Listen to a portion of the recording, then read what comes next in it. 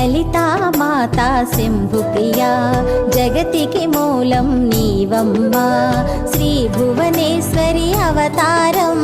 జగమంతటికి ఆధారం హేరంబునికి మాతవుగా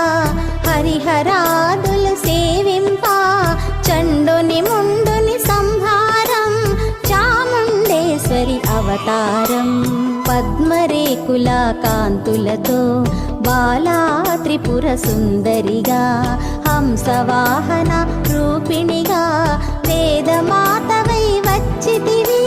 శ్వేత వస్త్రము ధరించి అక్షరమాలను పట్టుకొని భక్తి మార్గము చూపి